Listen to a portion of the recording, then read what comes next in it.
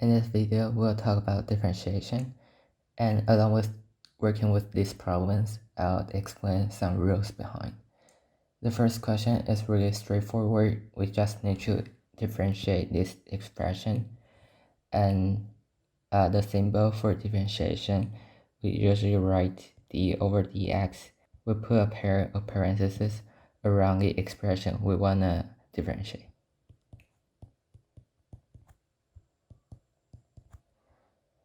And the first rule we'll encounter, it is called the product rule.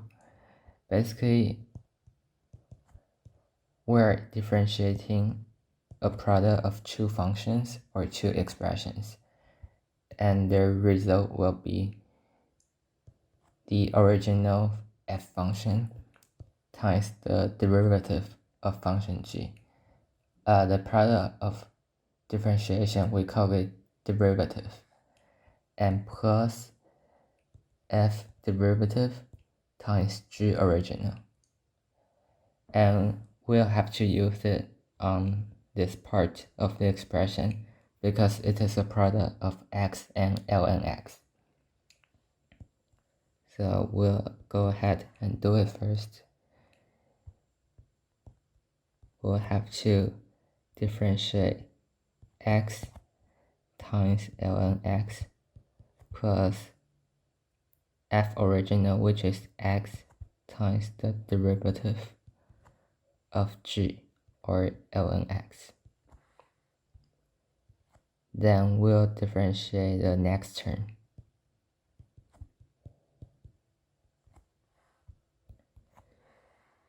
Then the next rule we'll talk about is called the power rule. Power is just,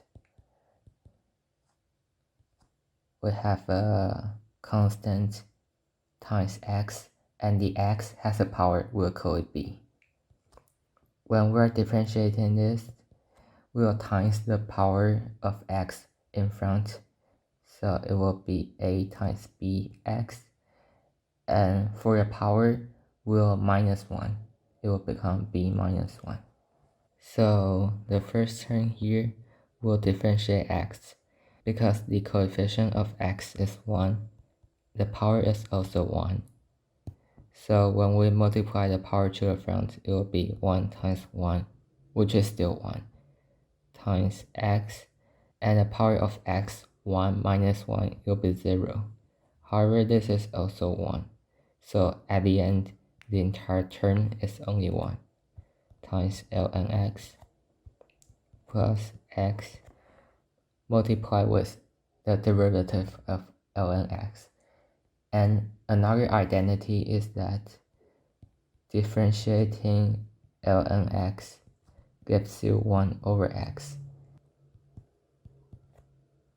Then we'll differentiate to x minus the power of x is 1, 2 times 1x, and x to the power of 1 minus 1 is 0, and the entire term is 1, and the entire term is 2. So after simplifying this, it is ln x as the first term, and the 2x cancel, plus 1 minus 2, or ln x minus 1. This is our final answer. In this question, we're differentiating this expression.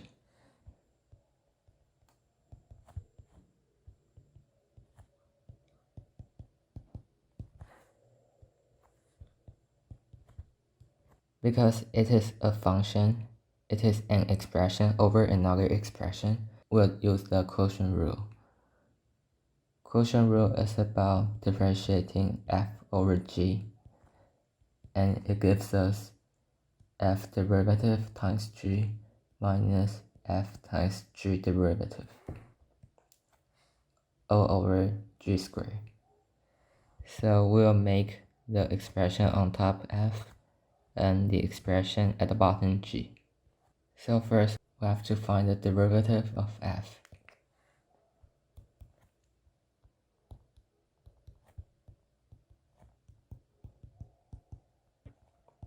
times g minus f times g derivative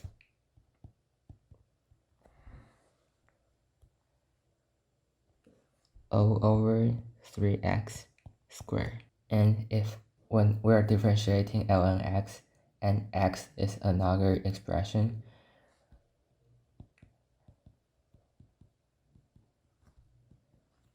we'll differentiate x on top over the original x. So right here, we'll have to differentiate 2x squared minus 3 over 2x squared minus 3 times 3x minus this one multiply with 3.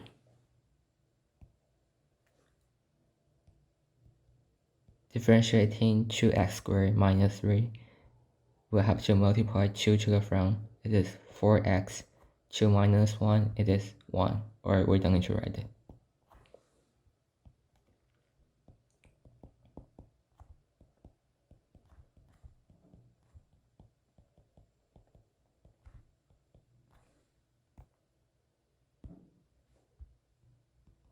And this is our final answer. We actually don't have to simplify, we can just leave it like this. So in the next question, here we have the derivative we got earlier. And this question is actually surprisingly straightforward. I mean this kind of question, because we have 2 hints already. It told us that x is 2 and y is increasing at a rate of 4. We know derivative, it is dy over dx, and dy is the change of y and dx is the change of x. So this sentence basically told us that dy is 4 and we want to find the rate of increasing x, or we want to find dx. What we have to do is we need to substitute x with 2, substitute dy with 4, and we'll find dx. So when we plug in only x with 4 in this expression, we will get it is 0.13254. You can use your value on your calculator, and dy is 4 over dx. We want to find dx. So when we isolate dx, it is 30.2. I rounded it to 3/6, and this is the final answer. In this question, we need to find the derivative of this expression and then find the change in y. And it is a lot more complicated. That is why it is worth more marks. We need to differentiate 1 plus sine 3x to the power of 4 over the square root of x. So for the first part, the denominator, we need to use the power rule. So for power rule, we need to differentiate the expression inside first.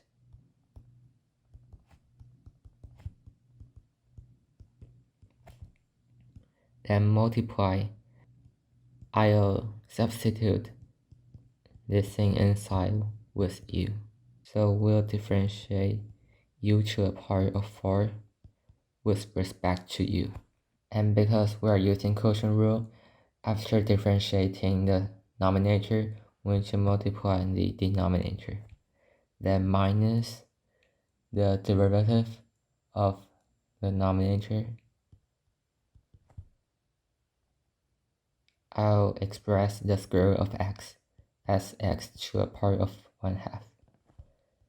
Then multiply the denominator.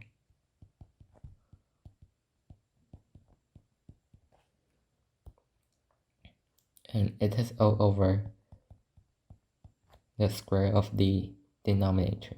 So we need to work on these 2 parts. Differentiating 1 will turn to 0, and differentiating sine 3x it will give us 3, then sine will become cosine, and 3x remains.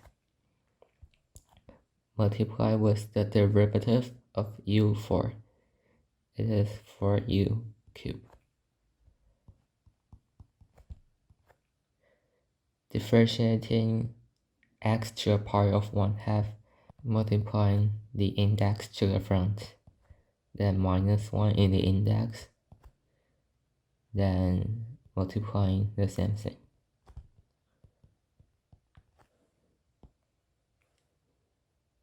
For the derivative of other trig functions, we know sine x, it will turn into cosine x, and cosine x, it will turn to negative sine x, and tangent x will turn into secant square x.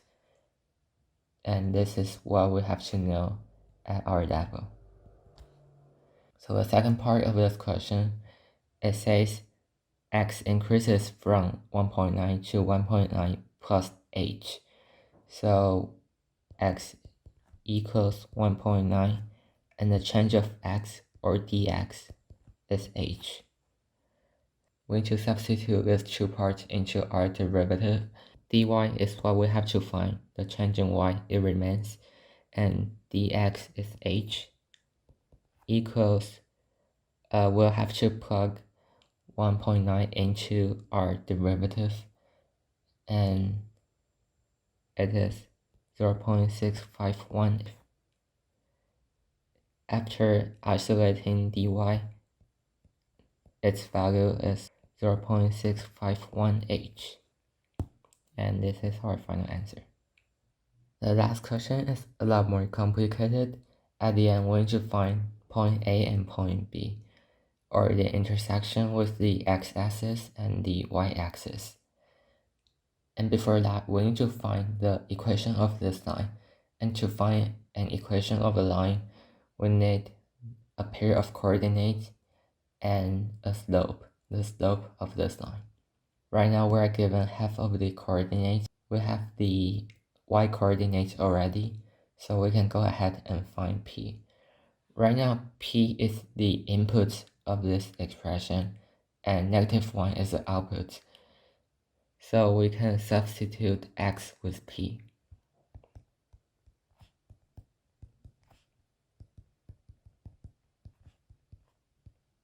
And notice that our p has been amplified by 3 times.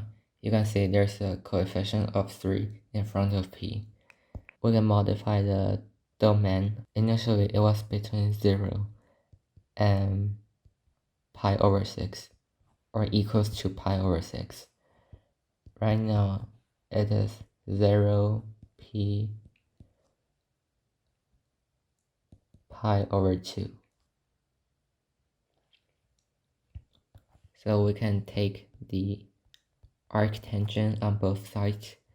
We're left with 3p plus pi over 2 equals the arctangent of -1, which is -1 over 4 pi. So after moving pi over 2 to the other side, we know that 3p equals -3 over 4 pi, or pi over 4. There's a separate video of trigonometries. I'll link the video in the description and the info card on the upper right corner. When we divide 3 on both sides, the first value, it will not be in a range. It is negative, but the second value will. So p equals pi over 12. So the coordinate is pi over 12, -1. So right now we have our pair of coordinates. The next step is to work out the slope. And to find the slope, we need to differentiate the equation.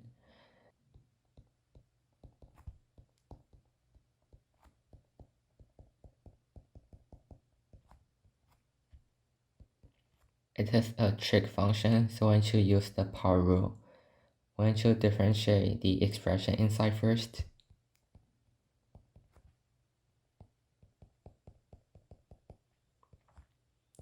then multiply the trig function itself, and I'll substitute the expression inside with u.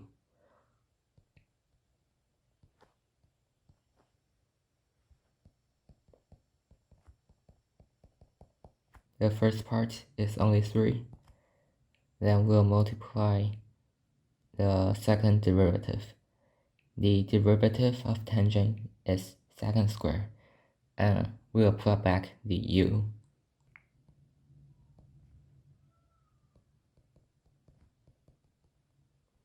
And here's our derivative. Right now we need to plug our derivative with our input, or pi over 12.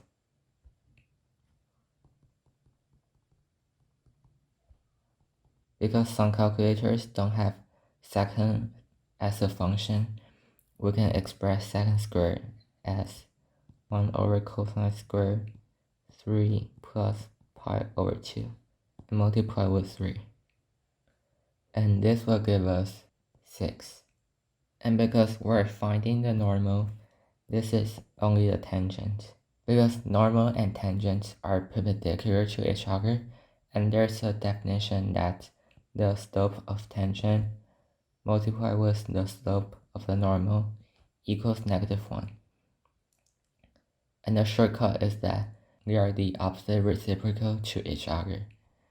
So to convert it to normal, it is -1 over 6. The final step is to find the line equation, and here we have our coordinates and our slope. And we can use the formula of a line. It is y minus y coordinate equals the slope multiplied with x minus an x coordinate. So we'll have y minus -1 equals m, which is -1 over 6 multiplied with x minus pi over 12. And after simplifying this, y equals -x over 6 plus pi over 72 minus 1. So finally, we need to find the two intersections with the x and y axis. And the x intersection is when y equals 0. So we'll plug y with 0.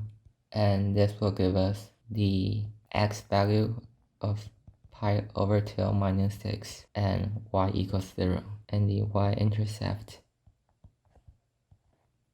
we need to make x 0.